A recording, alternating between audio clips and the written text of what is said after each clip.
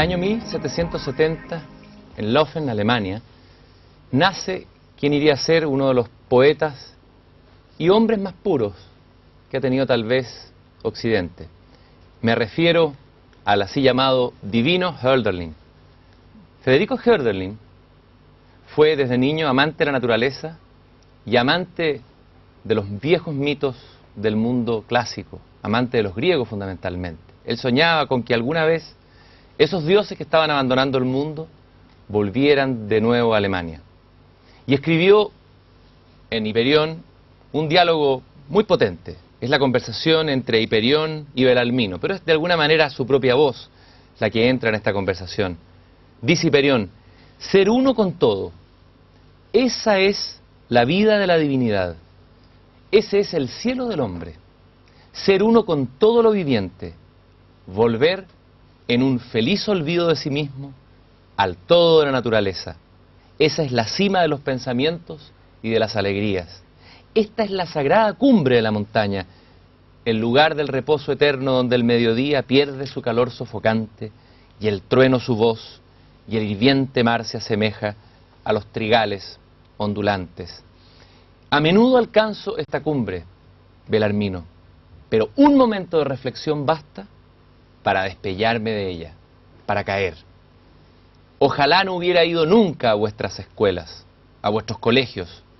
La ciencia, a la que perseguí a través de las sombras, de la que esperaba con la insensatez de la juventud la confirmación de mis alegrías más puras, es la que me ha estropeado todo. Oh sí, el hombre es un dios cuando sueña y un mendigo cuando reflexiona. Y cuando el entusiasmo desaparece, ahí se queda el hombre, como un hijo pródigo a quien el padre echó de casa, contemplando los miserables céntimos con que la compasión alivió su camino. Y escogí esta hermosa cita del libro Hiperión, del divino Federico Hölderlin, porque vamos a tener una hora de banquete. Vamos a tener un banquete en que vamos a hablar de dioses desaparecidos, o tal vez aún vivientes. Vamos a hablar de mitos. Vamos a acercarnos a ese mundo que cada vez se nos va en este tiempo contemporáneo. Y para eso tenemos a una especie de alma gemela de Federico Hölderlin, pero que vive en Chile. Ella nació en Italia, tierra de leyendas y tierra de mitos y tierra de dioses, pero se vino a Chile y se quedó en Chile. Y ha sido una suerte de aventurera del espíritu, una viajera, una guerrera también, que ha mantenido durante 20 años un milagro en este país donde no se valoran las cosas del espíritu.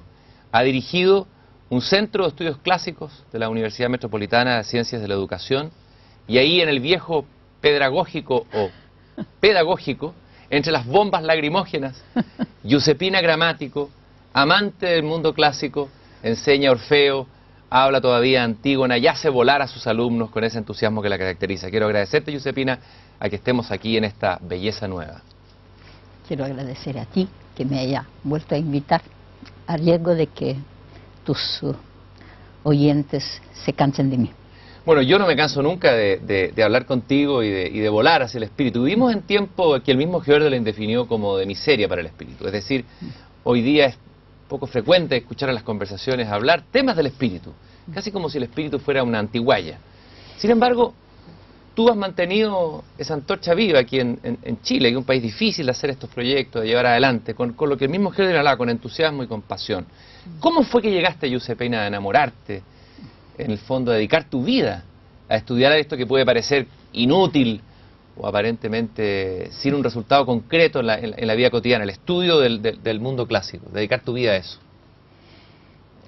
En mi tiempo, muy atrás, se empezaba el latín a los 11 años. 11 años.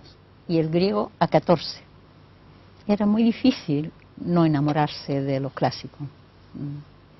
Además, yo soy hija de una profesora de latín y historia, por lo tanto lo tenía en casa también. En esos años era haber empezado eso a tan temprana edad fue importantísimo para mí. Me sentí de repente muy orgullosa de saber latín, porque en ese entonces las misas se decían en latín. Nosotros somos una familia católica. Y yo me sentía sumamente orgullosa de poder entender lo que el sacerdote decía, de poder contestar. Y de sentirme parte de un todo enorme de grande, en todas partes del mundo. La iglesia con su mensaje llegaba. Y yo podía entenderlo. Eso era para mí una maravilla. Así que empecé con el latín. ¿Y cómo se estudiaba el latín? ¿Era como el típico rosa, rosae, rosarum, las declinaciones? Claro que sí. ¿Ya? Era muy complicado. Creo que en alguna ocasión te he dicho, un cuadernito con 5 columnas verticales. Una primera oración muy simple en italiano, el análisis lógico, el análisis gramatical, el vocabulario en latín y la traducción. Y a veces también la traducción bella, primero la traducción, casi una transliteración, y después una traducción adecuada en un buen italiano. Entonces eso era, y todo, era muy extraordinario. Ahora, para alguien joven de hoy día, de 11 años, que te escuchara a ti decir esto, podría imaginarse que esto pudo haber sido una tortura. Y no. Aprender latín. Hoy día el latín ya no se enseña en los colegios. A ver, no, era un gozo. Bueno, en ese tiempo creo que no nos preguntábamos, como se pregunta ahora, por qué el latín o por qué el griego. Simplemente era eso. Estábamos acostumbrados a obedecer. Y eso no era un peso. Obedecíamos en la familia, obedecíamos en la escuela, en la sociedad. En fin, éramos buenos ciudadanos ya desde el comienzo. Así que fue muy importante. Además, tenía que arreglármela sola cuando tenía una complicación, porque mi mamá, justamente porque era profesora de latín, no quería saber nada conmigo. Que me la arreglara sola. ¿Y cómo hacen tus compañeros? Dice que no tienen nadie que sabe latín, entonces tenía que hacerlo. ¿Y qué te fue enamorando del idioma? ¿Cómo te fue llegando, se te fueron clavando estas frases? Tú una vez me dijiste que las frases de los antiguos se te clavaban como flechas. ¿No? ¿Cómo es eso? Era casi un tatuaje en el alma. ¿Sí? Encontraba que el latín es una lengua maravillosa, es muy sobria. Y por lo tanto dice la palabra justa, en el momento justo, nada de más ni nada menos. Y eso creo que es una conjugación de disciplina y belleza. Y eso ayuda porque te modela el espíritu, te indica cómo hay que pensar o cómo es pensar y sentir contemporáneamente las cosas. Es una lengua bella. Ahora, cuando empecé con el griego me enamoré del griego, por supuesto, y fui griega. Definitivamente fui griega. A ver, un ejemplo, Giuseppina, para que alguien que nunca ha escuchado el latín en su vida, es lo más probable que nos estén escuchando hoy día no hayan escuchado nunca ni siquiera una frase en latín. Un ejemplo. In principio erat verbum. Tu verbum erat Deus. ¿Qué es? En el principio era el verbo. El verbo era Dios. Y realmente es el verbo caro factum est, et tu verbum Deus erat. El verbo se hizo carne y el verbo era Dios. Creo que eso marca todo nuestro quehacer en el fondo. Está la idea ahí también de que el principio es la palabra, ¿no es cierto? Sí. Tú eres una enamorada de la palabra para trabajar con el idioma y que trabajas con la palabra. Yo podría decir que para mí el pedagógico, las flechas no son bombas lacrimógenas ni piedra, sino que son palabras. Lanzamos palabras para que alguien las recoja. Y ojalá no traicionando la carga semántica que tienen. Mostrando siempre que retornar al étimo antiguo permite sacarle brillo a las palabras. ¿Por qué son tan importantes para el ser humano las palabras? Las bellas palabras, desde luego. Porque tú hablas mucho de la palabra bello, belleza, aparece en cada una de tus frases. ¿Por qué las bellas palabras son tan importantes de ser lanzadas? Todas las palabras son importantes cuando son verdaderas. Cuando no hay una traición de la palabra, cuando están retratando tu estado de ánimo o la realidad que tú en ese momento quieres mostrar. El problema es cuando la palabra o es desechable, o es fingida, o responde a una conveniencia, porque eso es absolutamente dramático. O sea, las palabras tienen que ser verdaderas y tienen que ser también gratuitas. Gratuita. Y tiene que salir de adentro, tiene que salir del silencio. Ajá. Ahora tú me preguntas y no sé dónde tengo la palabra para contestarte, evidentemente. La busco dentro de mí, pero tú no tienes que sentir que yo la estoy buscando, ni yo tengo que hacer un esfuerzo para buscarla.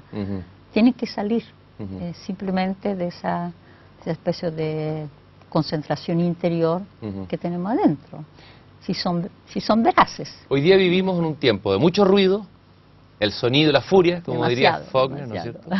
Mucho ruido, mucha furia, pocas palabras verdaderas. Y tú has hablado del silencio. Tienes ahí justamente un número de una de las revistas especiales que tú haces en la universidad. El silencio, palabra y acción. Y silencio está escrito con mayúscula y grande, más que palabra. Claro que sí. ¿Cuán importante es para ti el silencio? Háblanos un poco, hablar del silencio, mira qué paradoja. Tratemos de hablar o trátanos de hablar del silencio, de ese bien tan escaso hoy día. Es difícil hablar del silencio. No debiera hablarse del silencio, debiera uno sentirlo nada más. Pero es evidente que como todo lo humano y lo divino nos coloca como en un punto, en una dimensión, ¿verdad? Ese punto que se asoma en los labios, ¿ya? Entonces, en el momento que se asoma en los labios, todavía no tiene cuerpo sonoro. Está dentro, está en nuestro espíritu, se va apenas como formando, configurando su cuerpo sonoro, y después sale, ¿verdad? Y llega al otro. Entonces es una dirección, tiene una dirección hacia adentro y una dirección hacia afuera, y eso es importante, la comunicación entre el adentro y el afuera, y que sea una comunicación veraz, es decir, que no haya nada que estropee ese camino. ¿Por qué la gente le tiene tanto miedo al silencio? Tú, por ejemplo, le tienes miedo al silencio. ¿Cómo convives tú con el silencio? No es fácil coexistir con el silencio. No es fácil. Quedarse solo en la casa, con el televisor apagado, la radio apagada, el computador apagado, y que empiece a aparecer el silencio. ¿Qué te pasa a ti ahí? Es difícil. Y en un primer momento tiene uno que irse acostumbrando a la soledad y al silencio, porque tiene que poblarlo con otro ser o entidad, o no sé cómo llamarlo, de otra dimensión. De otra manera te aplasta, te puede aplastar. Entonces inmediatamente tenemos el recurso de una buena música, la radio Beethoven y una buena música, bueno, eso te ayuda a llenarlo sin estropearlo. Cuando se estropea, a la primera banda comercial, por supuesto, entonces apaga definitivamente o busca otro. Tú dices poblar ese silencio de seres. ¿Cómo lo pueblas tú? A ver, quiero imaginarte a ti en tu casa. ¿Tú vives dónde? En Doctor Yojo. En Doctor Yojo, ahí en la comuna de Ñuñoa. En Ñuñoa, que tranquila. Detrás del pedagógico. Sí, donde no alcanza la bomba lacrimógena. Donde no llegan las bombas lacrimógenas. ¿Cómo cultivas tú tu silencio? Yo creo que esto es muy importante, esta pregunta, tal vez, Josefina, porque hoy día, justamente la mayoría de la gente, así lo siento yo, huye del silencio. Entonces, qué importante es que alguien nos enseñe a cultivar ese silencio. No sé, si tú hablas de algo físico, concreto, me puedo poner en la cocina a hacer un buen plato, por ejemplo. O ordenar la casa. De propósito no tengo nana alguna, porque no quiero. Justamente para llenar los espacios también con actividad física que me permitan decir todo lo que está aquí alrededor, el orden que yo tengo, la belleza quizás de este rincón o de esto otro, es toda obra mía. Nadie me lo estropea. Claro, el polvo a veces, porque no me doy tiempo de sacarlo, pero así cultivar esos pequeños rincones y sentarme, mirar la planta, también me llena mucho la planta, la violeta persa que me regaló mi hijo hace poco, o la azalea, los tonos, y no me canso de decir, Señor, gracias por tantas pequeñas cosas que alegran la vida. Pero la mayoría de las veces yo te diría que uno lo está poblando no con algo que se ve, con algo que no se ve. Yo no sé cómo voy a enfrentar lo próximo 5 minutos o 25 años de mi vida. Así que, pero tengo que ir acostumbrándome a espacios de silencio siempre más grandes. ¿Hay alguno de los autores clásicos que tú has estudiado, ya que hay un libro entero, que nos dé una pista desde el mundo clásico sobre el tema del silencio? No sé, yo estoy hace rato tratando de demostrar que el logo de Heráclito no lo entendemos porque estamos descuidando su revés, el silencio. Y por supuesto la gente que me lee o me escucha me dice, pero Giuseppina, pues la palabra silencio no existe en Heráclito, te la está inventando tú. Primero que nada, ¿quién es Heráclito? Es un filósofo del VI siglo antes de Cristo. ¿De los primeros filósofos? ¿No? De los primeros.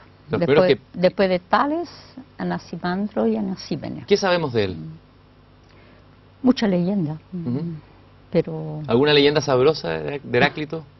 Bueno, no quería nada con la gente de Éfeso. Él de Éfeso. ¿Ya?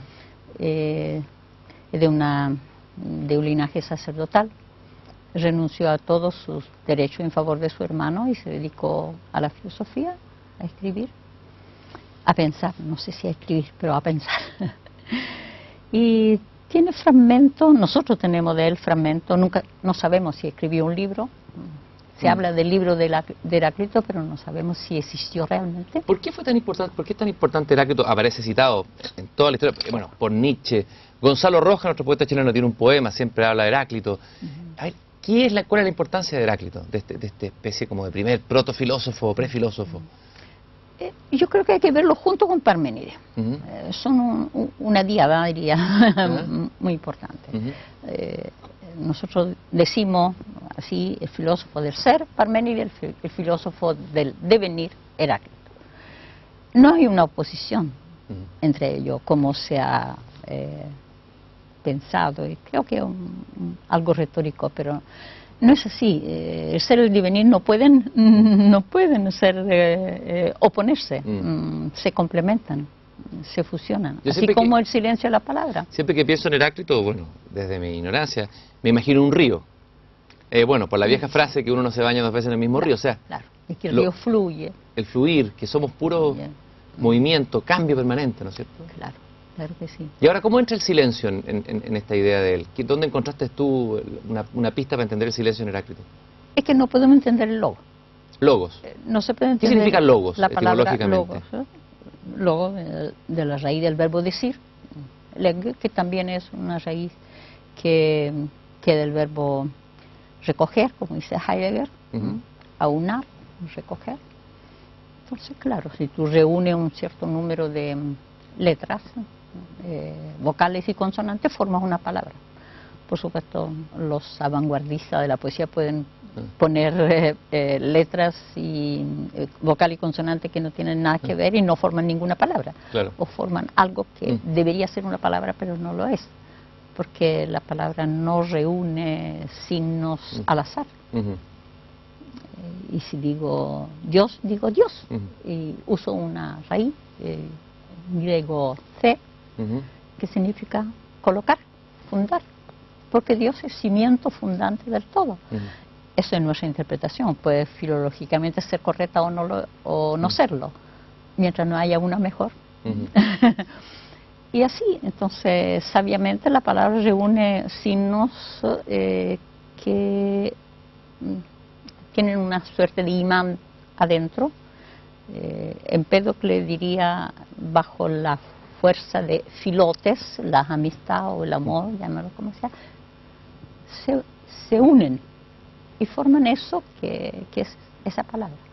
Ahora, dentro de nosotros no sé cómo formamos, porque dentro de nosotros no tenemos signos, pero sí afloran de repente milagrosamente una vez que eso de adentro. Ese es el misterio del lenguaje, el gran misterio de la palabra, ¿no es cierto? Ahora, tú dices logos, ya, uno siempre hace Heráclito, esa famosa frase que tú misma has citado en algún artículo que dice que no a mí, sino al logos, hay que escuchar, dice él, ¿no? Exactamente. Ya, ¿y el silencio cómo entra aquí, en Heráclito? Heráclito no lo menciona. Pero el problema es que todo el mundo de Heráclito se articula en diada o en dupla, ¿ya?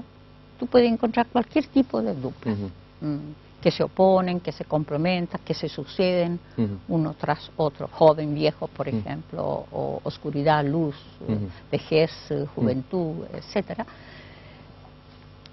Y no tiene ninguna palabra opuesta a logos. Por eso no lo puede traducir, porque le falta la otra parte. Para mí como que está un poco cojo. ¿Cómo puede entender en un mundo, en una dimensión que se articula en dupla, cómo puede entender un logos que no tiene ninguna oposición? O sea, ¿cómo entender claro, puede entenderlo como principio, porque el logos sería el principio de todo. Lo principial no tiene, sí, no tiene causa. Pero, o sea, no puedes tú explicarlo a través de... No puedes explicar todo a través del logos, pero no puedes explicar el logos. O sea, la palabra y el silencio. Yo pienso que puedas haber... eso, por supuesto, puede ser una voladura mía. Tengo que fundamentarla. Y trato de fundamentarla. Porque en una educación como la griega, que es musical por excelencia, algo que no tiene, una nota que no tiene su opuesto, pierde como densidad, espesor. ¿Qué sentido tiene hoy día estudiar, por ejemplo, a los griegos? Pareciera que estamos viviendo en una posmodernidad, que venimos del fin de la modernidad, que ya ha desaparecido lo sagrado completamente del mundo. Y pareciera que el mundo griego queda casi como una especie de curiosidad de museo, casi una curiosidad folclórica para filólogos. Pero me da la impresión que tú has hecho un camino, por un lado, muy riguroso de estudiar esto, filológicamente, etcétera. Pero también siempre en tus artículos y en tus clases y en lo que tú haces hay un intento como de unirlo con la vida, con hoy día. Por supuesto. ¿Por qué los griegos el mundo griego antiguo es tan importante hoy día? Podría parecer lo contrario. ¿Ah? Es muy vital.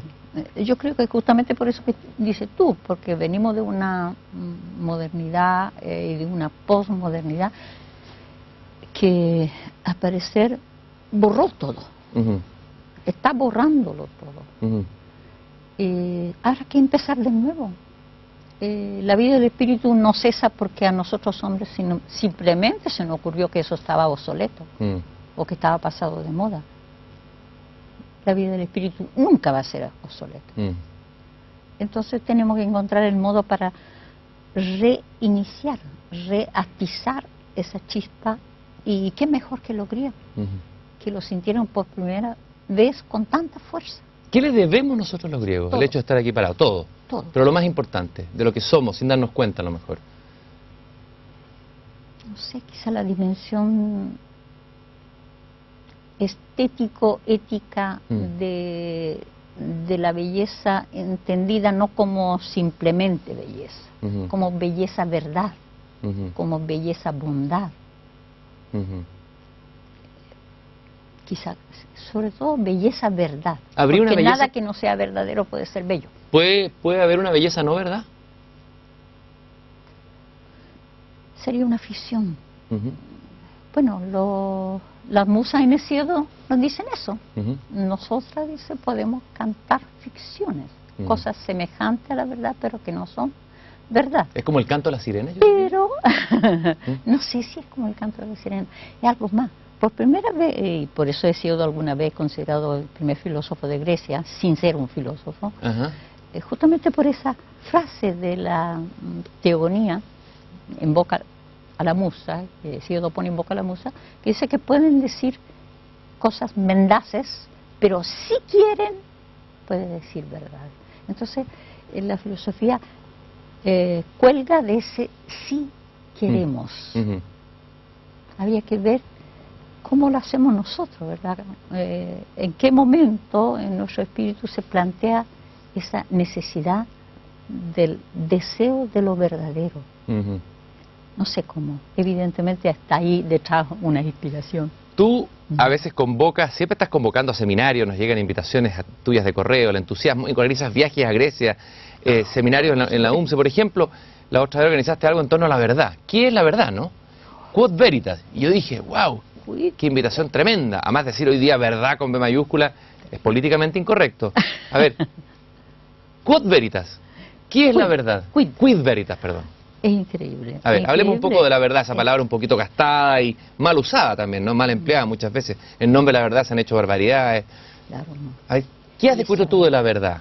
Esa palabra tan... Que hay dos vertientes. Si usamos la palabra verdad, veritas, es latina, ¿ya? Y entonces nos remite al adjetivo verum. Y alguien, no sé si es una voladura también filológica, alguien ha relacionado verum con verbum. Justamente porque algunas veces la palabra traiciona la verdad. Y entonces no es verbum propiamente tal. El otro es la dimensión griega, donde verdad es aletheia, descubrimiento. Qué bonita palabra esa. Aletheia se dice. Muy bien. Significa descubrir aletheia, la verdad, descubrimiento de la verdad. Claro. Y sacar del olvido.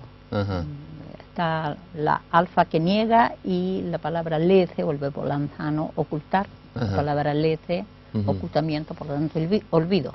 Entonces tú como que vas sacando los velos, lo vas destapando y eso que es el núcleo es de tanta fuerza que te va a encandilar, te va a marcar para siempre. ¿Has tenido tú momentos de aletheia, se podría decir, en tu vida, así, en las lecturas tal vez, o en encuentro con alguno? Sí.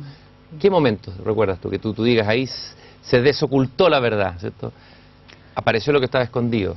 No sé si he tenido esos momentos, pero evidentemente son esos... yo se lo explico a mis alumnos diciendo, no con palabra mía, creo que son de Mircea Eliade, son momentos en que el tiempo del siempre irrumpe como una flecha en el tiempo de la hora y lo marca. Ahí algo se enciende.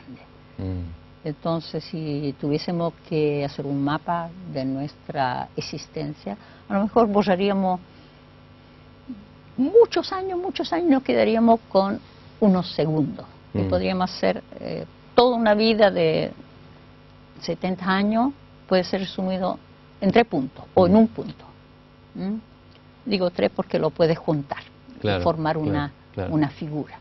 ¿Ya? Entonces, uniendo esos 3 puntos, tú dices, esos son los puntos esenciales de mi vida. El momento a lo mejor en que sentí que mi padre se moría al lado mío, algo pasaba, ¿no? El momento en que nació mi primer hijo.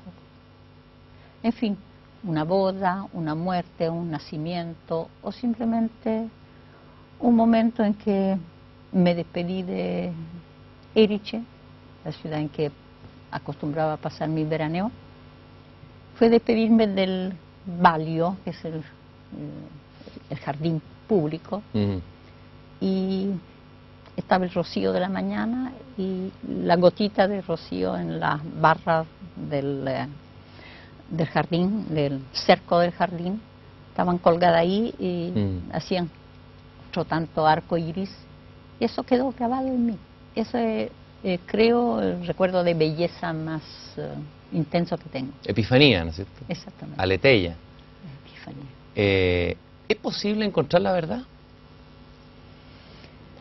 Mire, tú tienes tu verdad, yo tengo mi verdad, la sociedad actual tiene su verdad, tenemos muchas verdades.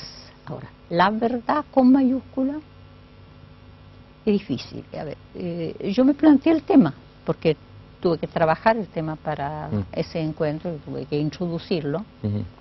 Entonces, verdad cuelga de tu existencia. Si tú no existes, si tú no solo Si tú no existes y no tienes conciencia de existir, no puedes hablar de tu verdad.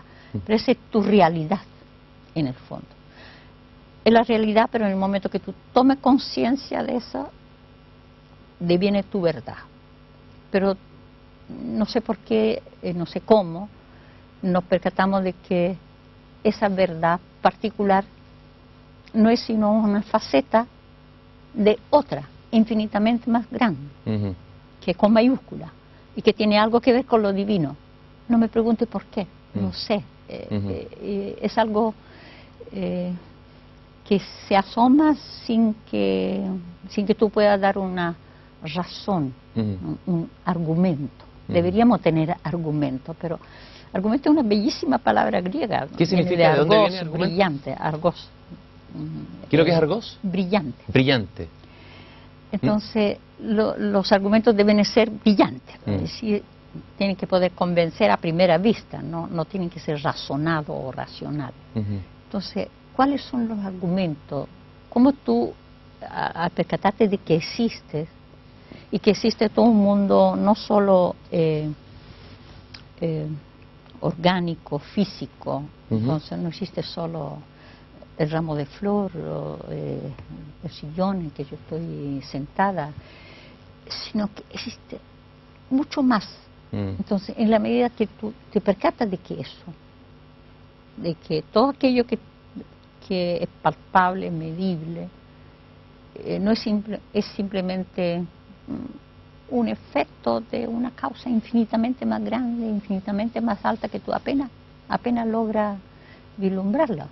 Entonces ahí se percata que todas las verdades, como todas las ideas platónicas, vienen de una gran idea, la idea del bien, por ejemplo, en el caso de Platón. Aquí nosotros también pensamos que hay una verdad y que esa verdad coincide con Dios, y no hay forma de reducirla a otra cosa. Otras son verdades. Estaba pensando que estas ideas, lo que habla Platón, lo hemos olvidado, que hay que recordar aquello, ese mundo que se perdió. Puede ser que andemos un poco noqueados, aturdidos, ¿no? Hoy día en el mundo contemporáneo, ¿no? Andamos como aturdidos, ¿no? Hay un gran olvido. Hemos olvidado tal vez lo más importante, lo que tú has dicho, el espíritu. Tú has citado mucho lo divino. Otra palabra desprestigiada hoy día o gastada. La primera afirmación que te quiero decir como provocación es decirte que lo dijo el mismo Hölderlin, que los dioses nos abandonaron. Los dioses abandonaron el mundo. Si yo te digo eso, ¿qué me contestas tú?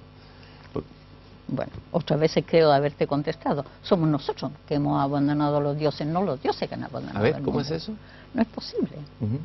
No sería posible que los dioses abandonaran al mundo.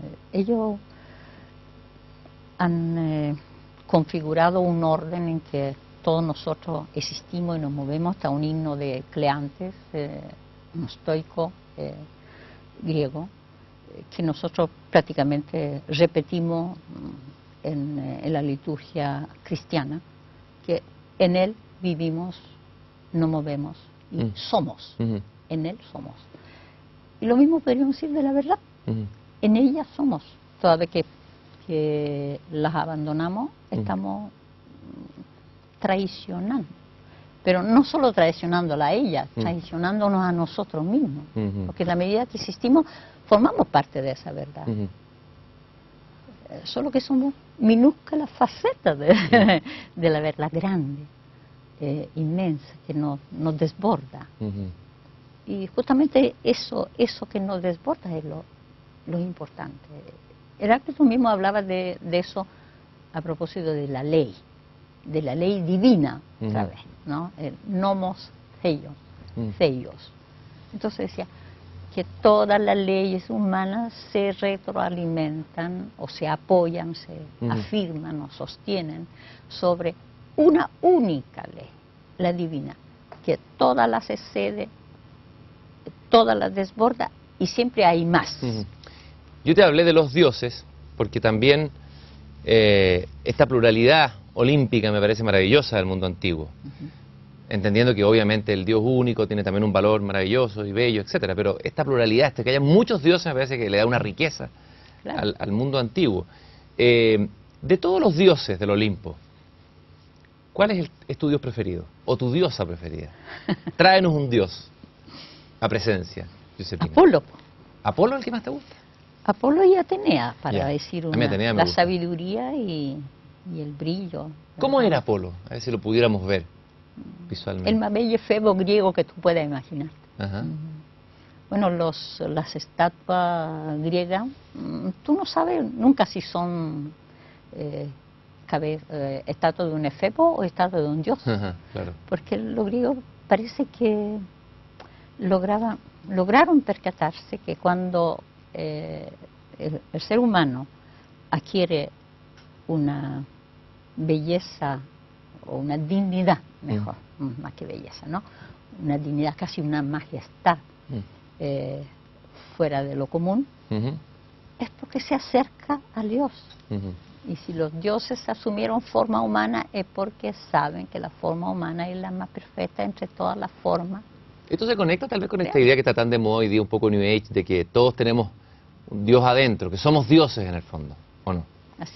Así lo dice Aristóteles. ¿Lo dice Aristóteles así? Sí, también. Nombraste a Artemisa, Atenea, Atenea. la de los ojos de lechuza, como dice. Los ojos de lechuza. Esa me fascina, esa es la que ayudó a Ulises en su regreso a Ítaca, ¿no? Sí. ¿Quién era ella? Te cuento, yo voy a ir a Rodas este septiembre. ¿Dónde queda Rodas? Dentro de una isla al sur de Grecia, cerca de la costa de Asia Menor. Nosotros vamos a hacer un recorrido, vamos a tener en Esmirna nuestro congreso y después vamos a hacer un recorrido y hasta el sur, hasta Rodas. Y ahí está, Píndaro cuenta la leyenda del nacimiento de Rodas, de las olas del mar y del nacimiento de Atenea, de la cabeza de Zeus. No sé si conoce el mito. Cuéntalo de nuevo, porque como un niño chico me encanta que me lo cuenten 2 veces, o 3. Bueno, en el momento especial en que Zeus asume la soberanía de los dioses, o sea, entre los dioses viejos de Grecia y los dioses nuevos, ¿sí? Ahí Zeus tiene que, de algún modo, Zeus es un soberano en rodaje. ¿Ya? Así que debe poco a poco irse apoderando de todas las fuerzas antiguas, de todos los poderes, las potestades de los viejos dioses, la primera generación, y para que los dioses nuevos lo aceptaran su soberanía. Y entonces en el mito eso está narrado como que subió al tálamo de Metis, que subió al tálamo de Themis, de Mnemosyne, es decir, que se unió a las titánidas. Una de ellas era Metis. Y de Metis el mito nos cuenta que simplemente se la tragó, se la devoró. Eso nos parece terrible, medio como un cuadro de Goya, así. Demasiado terrible. Pero hay que mirarlo en otro sentido. ¿Qué sentido? Incorporó así la inteligencia de Médici, toda la inteligencia, toda la sabiduría.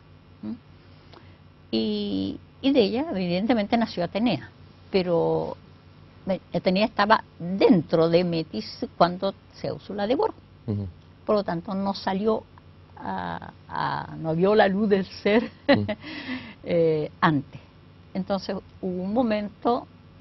Y Zeus dice Píndaro que se encontraba en Rodas, no siempre hay que creerle a Píndaro porque modifica los mitos, según como es mentiroso como todos los le poetas. gusta. No es mentiroso, embellece la realidad.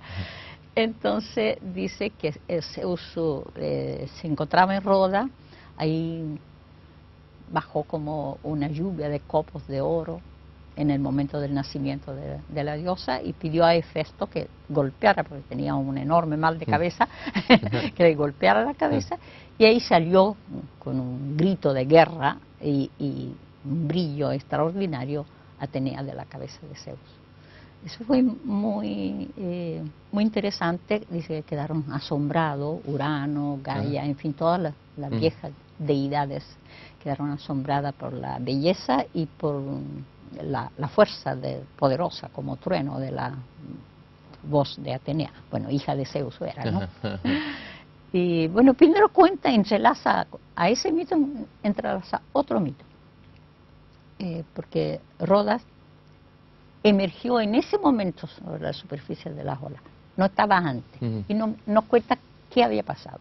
Hubo un momento en que Zeus hizo las partes, o sea, le asignó a cada uno de los dioses nuevos, como en un botín, después de una guerra. Como repartir los ministerios. Claro, claro, estos eran los ministerios del Olimpo. Del Olimpo. Entonces a cada uno le tocó una determinada tierra. Y no se dieron cuenta que Helios, el dios del sol, no estaba. Por lo tanto no le tocó nada. Cuando regresó Helios, por supuesto que las cosas no estuvieron bien y se quejó, y Zeus estaba a punto de hacer como pasa en una guerra, volver a poner todo el botín no sé cómo decir, un montón, y repartirlo otra vez. Y entonces Helios le dijo, no, mire, estoy viendo algo. Y ahí empezó a aflorar rodas sobre la superficie de las olas, y Helios, como Dios lo sabía todo, supo que era una tierra muy fértil, y él dijo, esa va a ser mi parte del botín.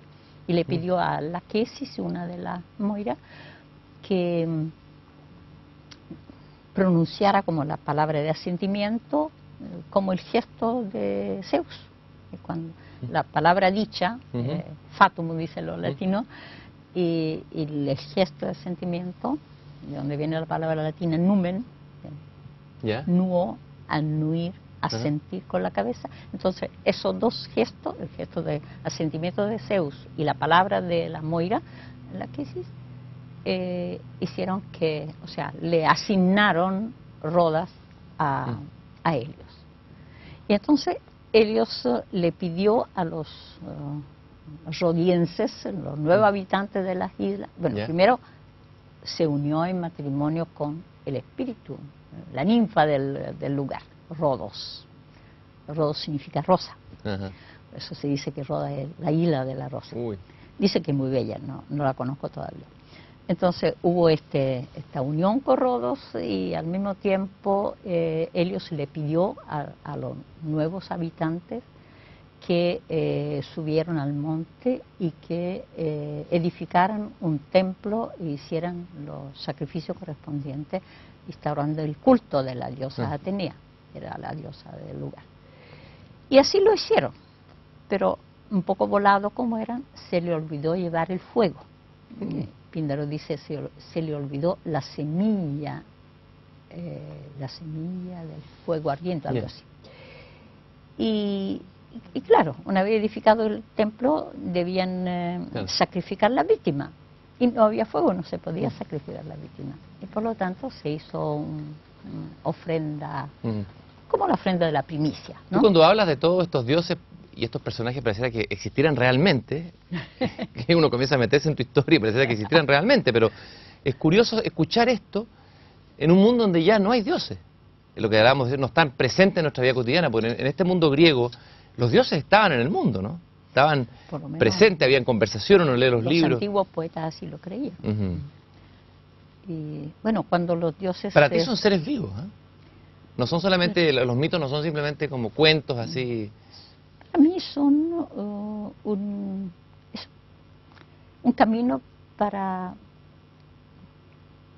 concebir al Dios único. Porque son como, los antiguos lo llamaban, los griegos lo llamaban palabras esenciales. Es como decir, palabras esenciales para que tú llegues a la palabra, que es la verdad, que es Dios. Así que yo hago esta, no significa que yo creo en Atenea o creo en Apolo, pero sí creo en el significado, o sea, eso que ellos significaron, porque eso que ellos significaron existe, nadie lo va a poder nunca borrar. Con toda nuestra paganidad no podemos. Lo divino se resiste a ser aplastado. Por suerte, diría yo. Hablaste de Píndaro, una de tus pasiones es Píndaro. Hay dos poetas fascinantes, no tenemos tiempo de verlo todo, pero quizás como pequeños bocados. Y dije al comienzo que esto iba a ser un banquete del mundo antiguo. Uno es Píndaro y la otra es Safo, Safo de Lesbos, Quizás me gustaría partir por Safo de Lesbos, esta poeta misteriosa de la cual quedan solo fragmentos, que escogieras tú un fragmento bello que pudiéramos leerlo acá. ¿Quién fue Safo, así brevemente, Giuseppina? Es poetisa de Lesbo, que tenía un piazzo, es decir, como una escuela para señorita, podría ser, donde le enseñaba a andar bien, a cultivar la música, la poesía, la belleza, todo aquello que en ese tiempo se consideraba propio de la mujer. Y esto de la es gracia interesante, femenina. Giuseppina, esto es interesante, una escuela de mujeres, con una poeta mujer en un mundo tan masculino como el mundo griego, ¿no? Donde la mujer estaba casi... Qué curioso que haya existido... No, y era muy cotizada, al parecer. Y también muy... se ligaba sentimentalmente mucho a sus discípulas. Digamos que se enamoraba cada vez de ella y ellas de Pero ella, un amor, no en el sentido... ¿era un amor lesbiano, como se ha dicho? Bueno, evidentemente nosotros siempre lo achicamos todo, lo vamos reduciendo todo. Probablemente había algo de sentimiento físico. Es posible que lo haya habido. No sé si podemos llegar hasta el lesbianismo porque a mí me lo estropea demasiado. Eso, pero... Ella tenía mucho cariño por sus discípulos. Cuando a alguna se le iba, sobre todo si se le iba a la escuela de una rival, se ponía muy triste. Creo que marqué una... ¿Qué nos va a regalar de Safo de Lesbos? Justamente En el original primero. El original. Para escuchar la música de ese griego. No tengo lentes, pero sí, debo tener lente ahí. Esta una poesía que ella escribe para una de sus discípulas que se llama Gongyula.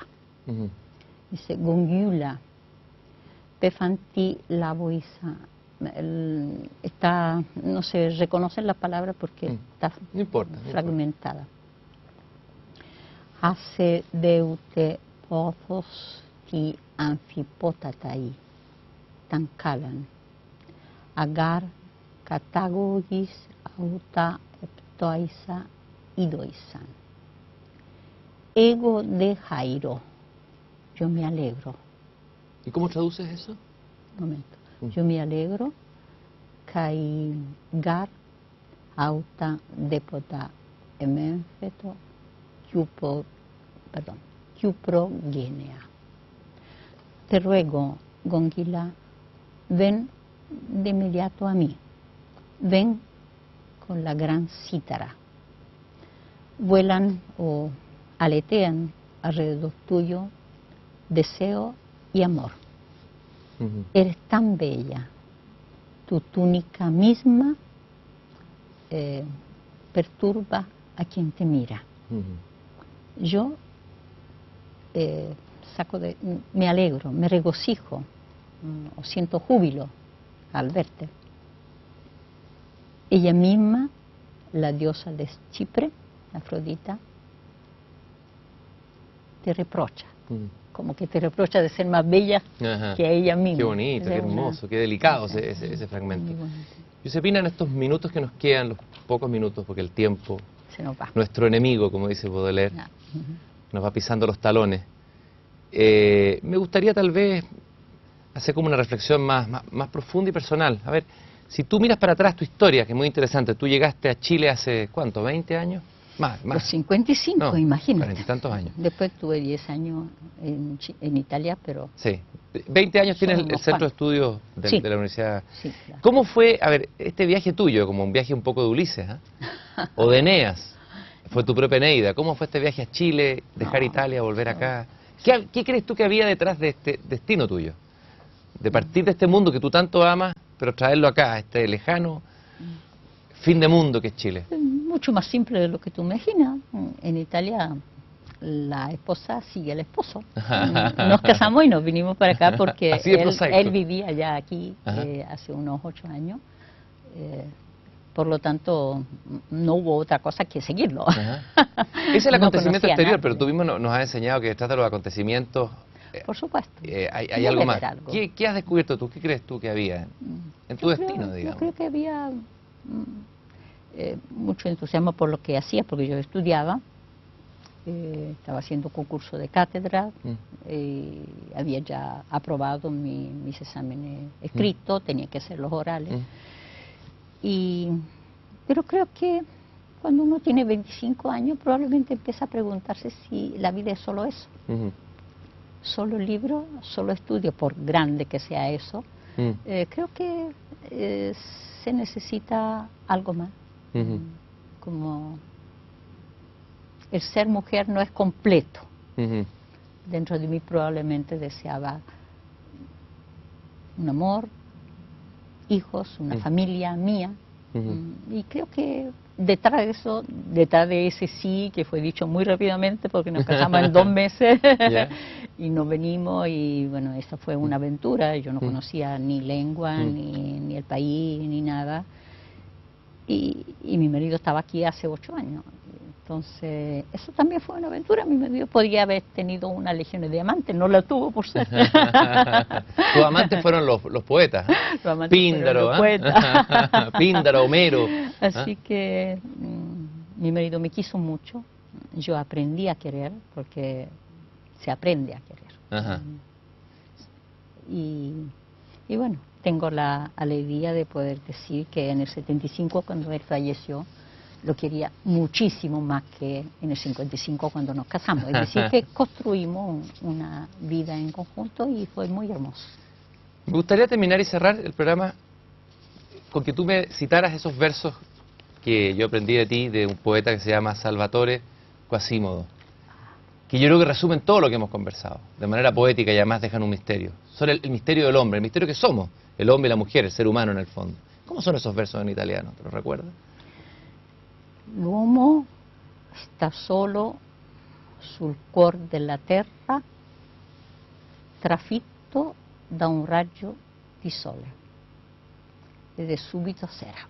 El hombre está solo sobre el corazón de la tierra, atravesado por un rayo de sol, y de repente, y de pronto es de noche. Es de noche. Gracias por el rayo de sol, de tu saber y tu entusiasmo y tu pasión de la belleza extraída del mundo antiguo. Gracias, Josefina. Muchas gracias. Por ayudar a construir esta belleza nueva.